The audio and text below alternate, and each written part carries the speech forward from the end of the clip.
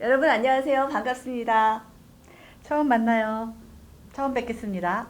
앞으로 저희가 시니어 파이팅 방송 진행을 맡게 되었습니다. 안녕하세요. 이영숙입니다. 안녕하세요. 윤미연입니다. 오늘이 첫 방송인데요. 저는 지금 엄청 떨리거든요. 윤미연 씨는 어떠세요? 저도 많이 떨려요. 긴장되기도 하면서 설레는 마음이 있네요.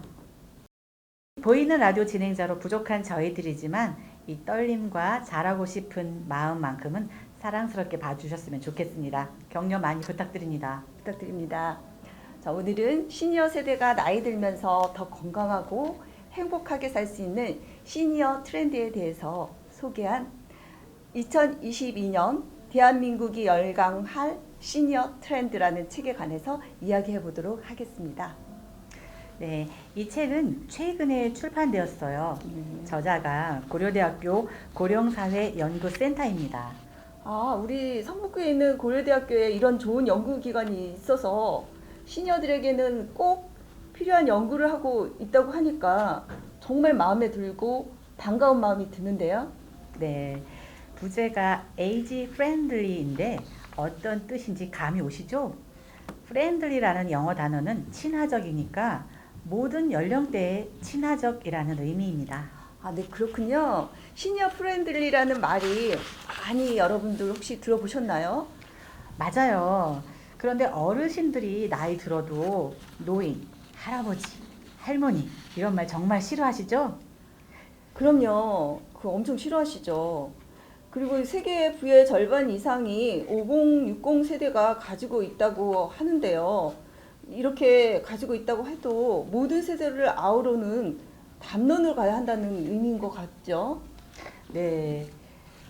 또 베이비 부모 세대라는 말 익숙하시죠?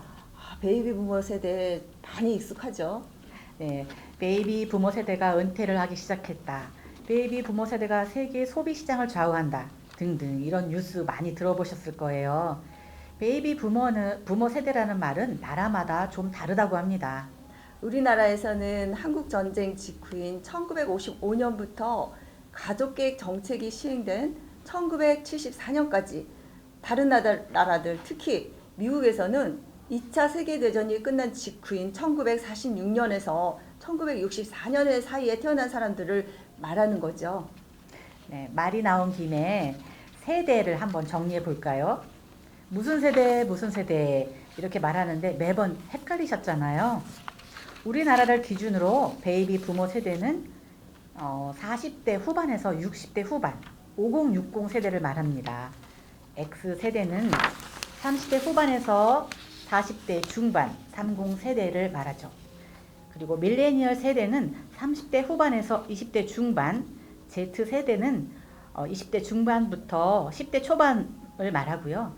알파 세대는 2010년부터 2025년에 태어난 사람들을 지칭합니다. 메모해 두셨다가 잘 활용하시기 바랍니다. 더 간단하게 정리해 볼까요? 밀레니얼 세대는 베이비 부모의 자녀 세대이고 알파 세대는 밀레니얼 세대의 자녀입니다. 그러니까 베이비 부모 세대의 손자, 손녀인 셈이죠. 더 간단하게 정리해 볼까요? 밀레니얼 세대는 베이비 부모의 자녀 세대이고 알파 세대는 밀레니얼 세대의 자녀입니다. 그러니까 베이비 부모 세대의 손자, 손녀인 셈이죠. 네, 재미있는 거는 이 분류에 따르면 저는 베이비 부모 세대의 끝자락이거든요. 근데 제 아이는 알파 세대예요. 지금 9살이거든요. 현대는 아주 큰 차이를 가지고 있는 5개 이상의 세대가 공존해야 하는 시대입니다. 세대별로 서로 이해하기 어렵다고 난리들이죠. 맞아요. 생각해 보면 지금 베이비 부모 세대들도 그 부모 세대와 생각과 가치관이 달라서 서로 이해하기 어려웠기는 마찬가지였던 것 같습니다. 네, 맞습니다. 그래서 나이를 초월해 서로 친구가 될 수 있는 이해심 많은 어른이 돼야 될 것 같습니다. 본론으로 들어가 볼까요? 이 책에서 에이지 프렌들리를 표명한 이유를 알겠습니다. 세대를 구분하기보다는 이제 오래오래 살아야 하는 우리의 미래를 좀 더 행복하게 만들기 위해서 사회 경제적으로 분석한 책 내용으로 돌아가시죠. 세대를 불문하고 모든 세대가 다 행복해져야 되겠죠. 하버드 대학의 연구 결과 인간이 살 수 있는 나이는 이제 120세를 넘어서 150세라고 합니다. 자, 이제 어떤 시니어 트렌드에 우리가 열광해야 하는지 알아보도록 하겠습니다. 네, 이제부터 좀 골치 아픈 용어들이 많이 나오는데요. 시니어를 위한 산업, 시니어 테크에는 세 가지 용어가 있는데요. 헬스케어, 편의성 증진 기술, 사회생활 지원 기술입니다. 메타버스, 가상현실 등도 시니어 테크에 접목하고 있는 산업 기술입니다. 너무 어렵죠? 이 책을 보시면서 천천히 공부하시면 됩니다. 현실적으로 우리가 체감할 수 있는 것에 예를 들어봐야 될 것 같네요. 네, 특히 1인 가구가 요즘 많이 늘어났죠? 시니어 인구가 전체의 30%를 넘게 된다니 이런 문제가 굉장히 심각해질 것 같아요. 요즘은 혼자 사는 고령자가 정말 많고요. 요양시설에서 노후를 보내게 되는 경우도 많잖아요. 미국이나 중국에서는 대규모 시니어 타운을 건설해서 운영하고 있다고 하더라고요. 미국 메릴랜드의 빌리지스라는 시니어 타운은 여의도 면적의 무려 100배가 넘고 병원, 식당, 골프장 등 각종 편의시설이 아주 잘 갖춰져 있다고 합니다. 이에 따른 시니어 시장 굉장히 궁금하고 기대되고 여러분도 이제 알고 싶으실 것 같아요. 그리고 우리나라 베이비 부모 세대가 2020년부터 은퇴를 하기 시작해서 2040년까지 은퇴자들이 1770만 명이 된다고 합니다.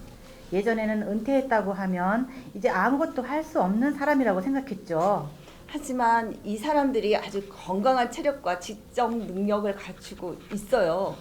요즘 누가 60대를 노인이라고 하나요? 70대도 노인정에 가면 막내예요, 막내.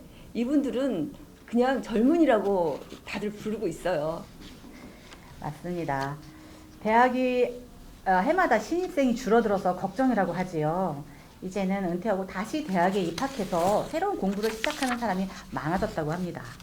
대학들이 이 새로운 학습 욕구를 파악해서 빠르게 움직인다면 학교가 없어질 위기를 모면할 수도 있겠습니다. 대학 문화도 많이 바뀌지 않을까요? 베이비 부모 세대와 알파 세대가 한 강의실에서 공부한다는 얘기잖아요. 맞아요. 미국에서는 은퇴자들이 언어 통역 대학원 등의 과정이 많이 진학하고 있고, 일본의 와세다 대학에서는 익스텐션 스쿨이 있는데 일반 학생들보다 더 재학생이 많다고 합니다. 실버 대학을 따로 만들 게 아니라 소위 스카이 대학 등 일반 대학에서도 이들을 다시 학생으로 받아들이면서 대학 서열화를 완화시켜 나간다면 우리나라의 심각한 입시 문제도 해결할 수 있을 것 같은데요. 네. 노후 준비를 어떻게 할 것인가 너무 어렵게 고민만 하지 말고 뭔가 배우고 도전한다면 그 답이 보일 것 같습니다. 2022년 대한민국이 열광할 시니어 트렌드를 읽어보면 많은 힌트를 얻을 수 있어요. 고려대학교가 가까이 있으니까 나중에 대표 저자인 고령사회연구센터 센터장인 이동우 교수님을 모시고 인터뷰하는 시간을 가져보도록 하겠습니다. 자, 여기까지 신간 리뷰를 마치겠습니다. 감사합니다.